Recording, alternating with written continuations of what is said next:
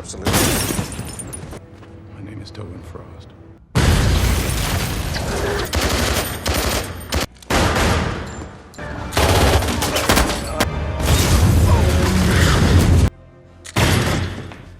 Matt Weston, a junior CIA agent who operates under the guise of a housekeeper, is responsible for managing a safe house in preparation for covert operations. After enjoying a brief vacation with his girlfriend Anna, Matt returns to Cape Town to fulfill his duties. However, after a year of monotonous housekeeping with no guests to attend to, he finds himself increasingly frustrated by his stagnant position and lack of field experience. In hopes of advancing his career, he reaches out to his superior, David Barlow, to discuss a potential promotion. Barlow informs Matt that he is not yet qualified due to his limited field experience and that he must complete another 4 months of housekeeping before his file can be reviewed. Desperate for a change, Matt implores Barlow to advocate on his behalf to Director Whitford, but Barlow can only promise to consider it without any guarantees. Meanwhile, in another part of South Africa, former CIA Black Ops agent turned international criminal Tobin Frost is engaged in negotiations with a buyer for an encrypted device. During the meeting with his client, rogue MI6 agent Alec Wade, Frost is shown the drive containing sensitive information, names, dates, and transaction details, and is cautioned about the inherent dangers. Undeterred by the risks, Frost insists on receiving his payment. Afterward, Frost discreetly transfers the data from the drive onto a chip and injects it into his thigh. Just then, a man who has been observing Frost from the bar approaches the restroom. Sensing danger, Frost attacks and swiftly incapacitates him. Emerging from the restroom, he discreetly hands cash to another man in the restaurant. Outside, a sniper spots Frost exiting the establishment and fatally shoots him in the street. A nearby boy checks his pockets but signals to the men that he found nothing. Meanwhile, the real Tobin Frost has taken Wade at gunpoint out the back of the restaurant, suspecting a setup. Wade vehemently denies this accusation as they get into his car. However, their escape is abruptly interrupted when Wade is shot and killed, forcing Frost to crash the vehicle. He quickly exits and blends into a crowd of protesters nearby, but armed men are hot on his trail. As they pursue him through the crowd, Frost fires shots into the air, causing chaos and momentarily hindering their advance. Despite his efforts to evade capture, he soon realizes he is being encircled on the street. Frost glances across the street and spots the American consulate, prompting him to quickly discard his fake passports and gun before sprinting toward safety, leaving his pursuers in a state of frustration. Almost immediately, Langley is informed of Frost's capture, and Director Whitford reflects on why the elusive agent has resurfaced after nearly a decade. As he reviews Frost's history, we learn that Frost was recruited in 1984 and distinguished himself as the CIA's top intelligence officer, renowned for his exceptional ability to manipulate human assets. Barlow advocates for an immediate interrogation of Frost before he can set foot back on U.S. soil, while senior agent Catherine Linklater announces that she has assembled an interrogation team en route to Johannesburg, expected to arrive in 2 hours. Meanwhile, at the safe house, Matt finds himself battling boredom when the phone suddenly rings. He rushes to answer it, thrilled to receive his first check-in after many months of inactivity. As he prepares for the call, a CIA extraction team arrives in Cape Town and makes their way to the consulate to transport Frost to the safe house. Matt receives a security briefing about the asset and quickly realizes that this is no ordinary individual. The extraction team, led by Agent Kiefer, arrives and Matt watches with growing anxiety as they escort Frost inside, recognizing him from his notorious reputation. Kiefer instructs Matt to disable the cameras in the interrogation room, signaling that they are prepared to employ more ruthless methods. Kiefer demands answers from Frost about his presence in South Africa and the details of his operations, but Frost remains unfazed, staring back at him with an unsettling calmness. The agents strap Frost into a chair and begin waterboarding him, and Matt struggles to witness the brutality unfolding before him. Despite enduring the torment, Frost merely smirks at Kiefer after surviving the initial round. The men prepare to intensify their methods, but just as Kiefer requests a blade, the power to the safe house is abruptly cut. Alarms blare throughout the facility, prompting Kiefer and his team to grab their weapons and take defensive positions as they spot a dozen heavily armed assailants approaching. Caught in this escalating chaos, Matt pulls out his own pistol and seeks refuge in a nearby room. Moments later, the door to the safe house is violently blown open, leaving the CIA agents reeling from the disorienting flash grenades that follow. A fierce gun battle erupts as heavily armed assailants push the agents back, creating chaos within the safe house. In his room, Frost is guarded by the inexperienced Agent Miller, who is visibly nervous. Frost seizes the moment to taunt him, remarking that Miller has just stepped into the harsh realities of their world. Unfazed, Miller insists he has everything under control. Meanwhile, Kiefer and his team find themselves pinned down by relentless gunfire, prompting Kiefer to call for backup from Miller. In a moment of urgency, Miller hands over Frost's keys to Matt, placing him in charge of keeping watch over the high-value target. As the pressure mounts, Matt's anxiety spirals, but Frost coolly advises him to calm down and load his weapon. He reminds Matt that he holds the keys and bears the responsibility of protecting their guest. Yet, Matt is overwhelmed and just needs a moment to think.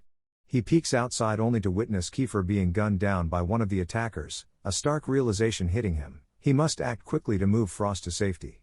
As the gunmen begin to search the premises, they stumble upon the empty interrogation room, but by then, Matt and Frost have already escaped through a hidden door onto the street. In a desperate bid for survival, Matt stops a passing car at gunpoint and forces Frost into the trunk before speeding away. The assailants spot them and give chase. In a panic, Matt calls the operations center to report that everyone else is dead. His call is escalated to Langley, where he explains the dire situation and his intention to head to the consulate. Linklater demands satellite surveillance, but National Recon denies the request. In a discreet conversation, Whitford instructs Linklater to buy them time, and she relays to Matt that he should avoid the consulate and instead get their guest off-grid until they can reconnect at 18 hours. As Matt drives, the gunmen close in, ramming their vehicle into his while opening fire. In a desperate maneuver, he crashes one of their cars into a construction site but knows the other is still hot on his tail. The chase intensifies as they hit the highway. Matt pushes his car to its limits while the gunmen unleash a hail of bullets.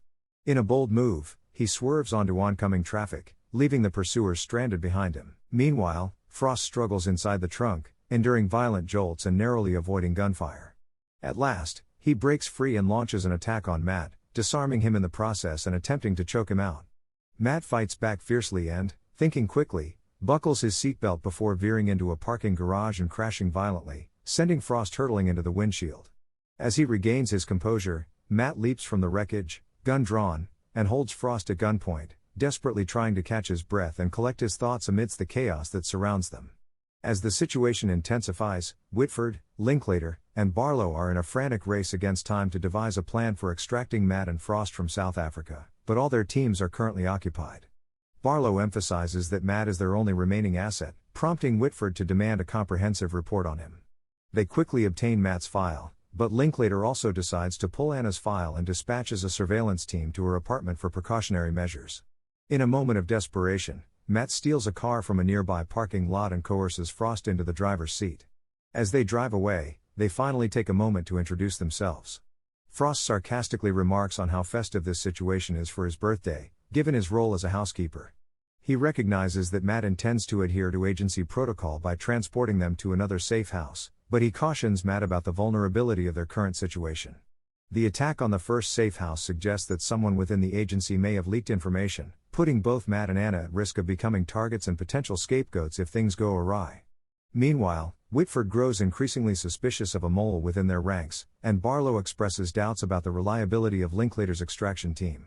In parallel, Vargas, the leader of the mercenaries, is seen communicating with his employer, who ominously reminds him that payment hinges on the successful retrieval of crucial data. After reaching an apartment, Matt secures Frost with handcuffs before stepping outside to gather his thoughts. He calls Anna, who is understandably anxious due to his absence. Matt reassures her by mentioning threats he faced at work and instructs her to look out her window at the police car parked outside. He advises her to stay with a friend until the situation stabilizes. Returning to Frost, who overheard the conversation, Matt is confronted with the harsh reality that his line of work leaves little room for genuine relationships. Frost warns him that his lies to Anna will inevitably accumulate and lead to heartbreak.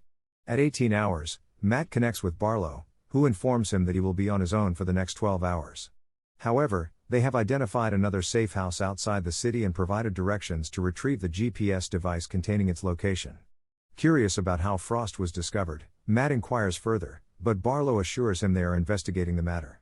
With urgency driving them forward, Matt and Frost make their way to a bustling stadium where the GPS device is stored in a locker.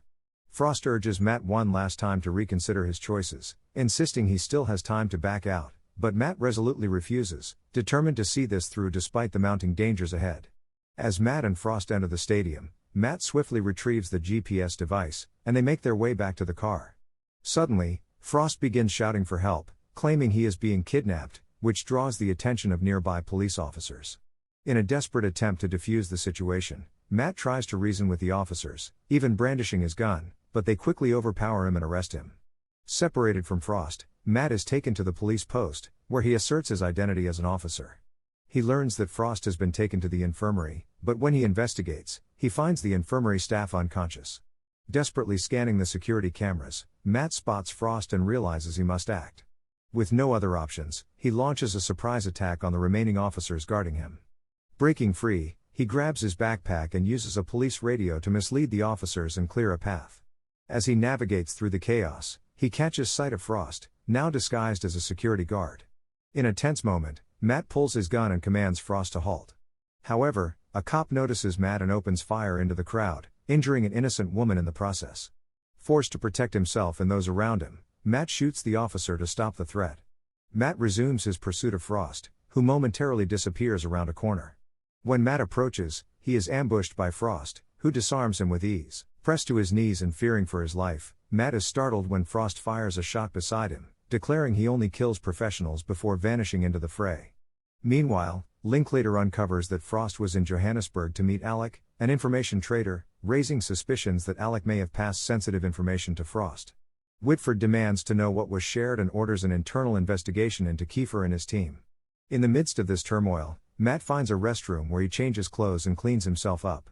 He contacts Barlow to inform him that Frost has escaped and that he was forced to shoot a cop in self-defense. Although he is determined to continue pursuing Frost, Linklater insists he must turn himself in for debriefing at the consulate. Whitford then joins the call, commending Matt for his efforts but asserting that they will take over from here, words that echo Frost's warning about being burned when such phrases are uttered. Acknowledging the order but consumed by doubt, Matt is left deep in thought. Linklater questions Matt's integrity, suspecting he may be either corrupt or incompetent. However, Barlow counters her claims by reminding her that her team failed at the safe house. In response, Whitford orders both of them to Cape Town personally to track down Frost. Meanwhile, Frost discreetly removes a chip from his body and places it into a bag before shaving his head and taking photos of himself for future identification. In a clandestine meeting with Anna, Matt confesses the truth about his life and job at the CIA, revealing the lies he has told her.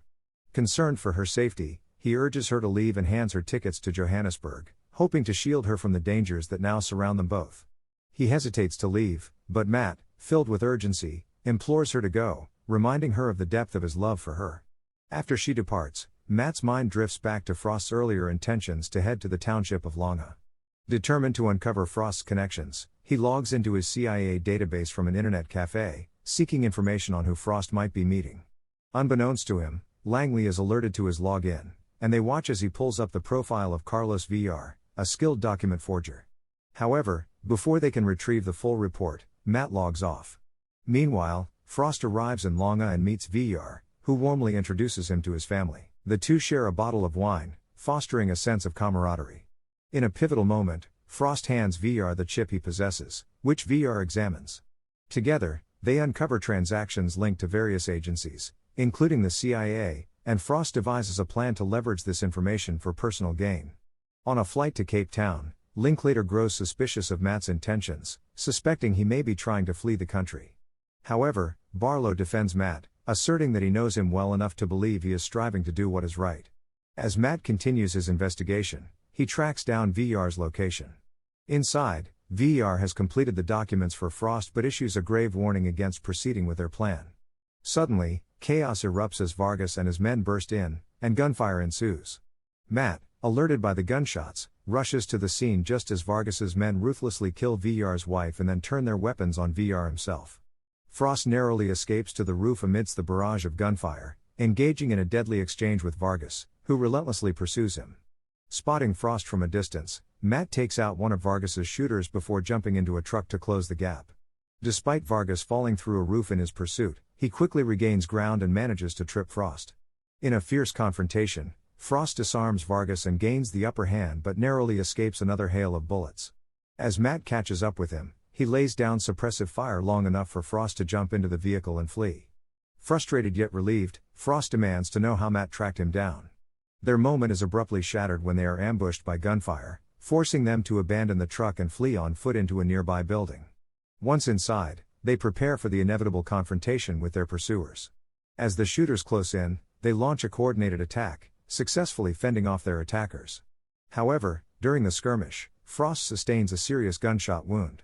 In the chaos, Matt manages to subdue one of the assailants and demands answers about who sent them, resorting to threats to extract the truth. As Frost stumbles down the stairs, he overhears the confession that they were sent by the CIA, an admission that leaves Matt reeling with shock and confusion. Seeking refuge in a pharmacy, Frost tends to his wound while imparting a haunting lesson: never kill innocent people. He recalls a devastating memory of an air traffic controller whose life was sacrificed for a Black Ops mission aimed at crashing a plane carrying a whistleblower. Despite his weakened state, Frost acknowledges Matt's determination to take him in but offers a resigned farewell, wishing him good luck in navigating this perilous situation. The two men make their way to the safe house, with Frost slumped lifelessly in the front seat. Meanwhile, Linklater, stationed in Longa, mistakenly believes that Matt is now allied with Frost since they escaped together. However, Barlow remains confident that Matt will take Frost to safety, and she insists they must reach the safe house without delay. As they approach, Matt and Frost park some distance away and proceed on foot. They are greeted by the housekeeper, Keller, but Matt's instincts tell him to be cautious. He keeps Keller at gunpoint. He orders Keller to secure Frost by handcuffing him to a pipe before leading him to the control room to announce their arrival. Linklater arrives at the safe house, where Barlow is already waiting. She reveals that Alec had obtained sensitive intel and sold it to Frost. In a shocking turn of events, Barlow suddenly shoots Linklater dead on the roadside, leaving a chilling silence in her wake. Back at the safe house, Matt and Keller share an uneasy moment. Keller reveals that he has been waiting for action for 10 long months, suggesting a twisted kinship between them. In a brief lapse of vigilance, Matt lowers his guard, which allows Keller to launch a surprise attack. The two engage in a fierce struggle, crashing through a window as they grapple for dominance. In the chaos, shards of glass pierce both of them, inflicting serious injuries.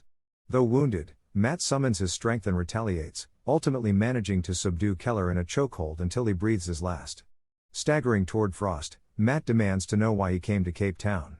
Frost reveals the chip he possesses, which contains damning evidence of corruption and bribery involving the CIA, MI6, and other intelligence agencies, a compilation derived from a Mossad intelligence report. Realizing they must flee, Matt hands Frost the keys to free himself, but to his dismay, Frost chooses to abandon him, ignoring Matt's desperate pleas. Matt awakens to find Barlow by his side, who expresses his pride in him. She claims that Frost killed Keller, but when Matt corrects him, insisting it was self-defense, Barlow obstinately maintains that Frost is responsible, and that he also killed Linklater. Just then, Vargas enters the room and reveals that Barlow is actually his employer. Barlow admits that his name appears on the file Frost possesses, along with numerous others, and demands to know its whereabouts. Suddenly, a gunshot rings out. It's Frost. Barlow and Vargas draw their weapons and rush out to confront him, leaving Matt in a precarious position as the tension escalates. The car beside him erupts in a violent explosion. Frost glides into the house like a specter, swiftly taking down one man before turning his gun on Vargas, ending his life with cold precision. As Frost makes his way back to Matt, he is abruptly shot by Barlow. In his final moments, Frost tells Matt they've got him, but Matt, fueled by a surge of defiance, shoots Frost dead. Approaching the dying man, Frost hands Matt the microchip and, with his last breath, acknowledges that Matt is a better man than he ever was. In the aftermath, Matt returns to the CIA to present his findings to Whitford. As Whitford reviews the report, he insists it requires editing for national security reasons, claiming that Barlow cannot be held accountable for the chaos that ensued. He informs Matt that despite the turmoil, he will be promoted for his efforts. When Whitford inquires about the microchip, Matt, now aware of Whitford's corruption, feigns ignorance. Whitford warns him that whoever possesses those files will attract many enemies, including the CIA itself, but Matt remains steadfast in his denial. Before Matt leaves, he tells Whitford that he will handle things from here. Shortly after, the files are leaked to the public, implicating numerous agents across various agencies, including Whitford himself. Matt then travels to Paris, where he discreetly watches Anna from across the street as she enjoys time with friends at a cafe. Their eyes meet, and she smiles at him, but he quietly turns away, leaving the moment suspended in the air between them. Thank you for watching. If you are new, don't forget to subscribe for more recaps. Until next time, have a nice day.